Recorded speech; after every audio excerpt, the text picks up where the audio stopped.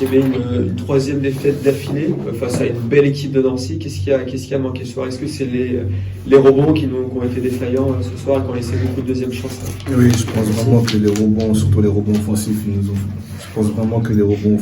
fait défaut. Lorsqu'on regarde les stats, ils ont presque pris 2 fois plus de rebonds que nous. Donc c'est difficile de battre une équipe en général qui contrôle le rebond. Et je pense qu'à la fin du match, on a manqué de lucidité aussi. Et ça nous a fait défaut.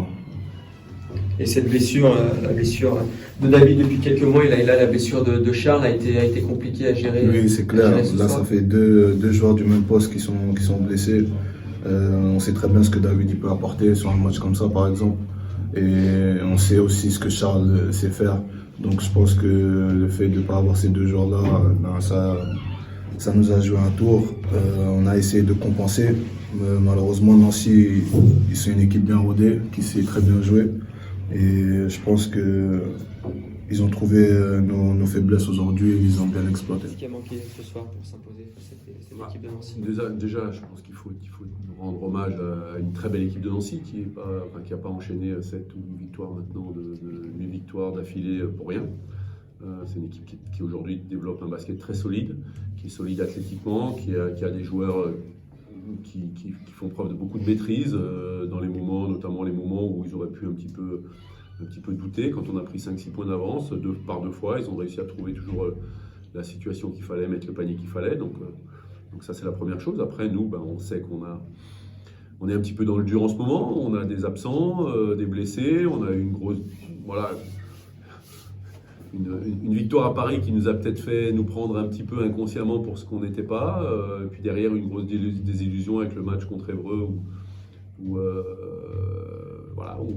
effectivement on a lâché ce qu'il ne fallait pas dans les dernières secondes. Donc il faut simplement rester serein, se nettoyer la tête de ça.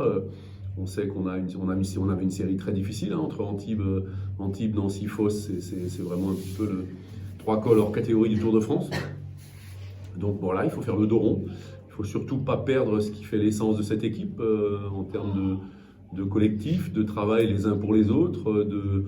On connaît nos forces, on connaît aussi nos faiblesses. Donc malheureusement, ce soir, on a un petit peu laissé la frustration de certains, a pu à un moment laisser place à un petit peu d'insuffisance par moment. Effectivement, le rebond, on sait qu'on n'est pas dominant au rebond, on n'a pas, particulièrement avec les absents en ce moment.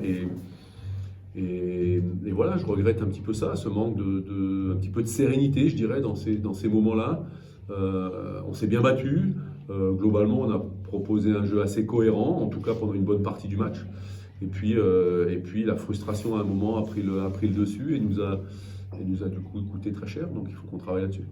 On a vu un Kino complètement verrouillé ce soir. Est-ce que c'est la conséquence de ces grosses performances et il va falloir trouver d'autres alternatives maintenant pour aller scorer? Kino, c'est un joueur qui est connu dans la ligue. On sait que c'est un joueur important dans le championnat de Pro B. Donc c'est pas vraiment une nouveauté que Kino soit... il a montré un peu de frustration, ça c'est un peu embêtant. On ne peut pas avoir des joueurs alors, les joueurs frustrés, il y en a, on sait très bien que la gestion de la frustration, c'est la première qualité d'un joueur de haut niveau. En ce moment, il y a un peu trop de frustration qui se manifeste, et ça c'est jamais bon, donc on va travailler là-dessus. Bien sûr qu'il faut trouver d'autres alternatives, bien sûr qu'on a besoin de tout le monde, on l'a dit depuis le début de la saison, nous on n'a aucune marge sur personne.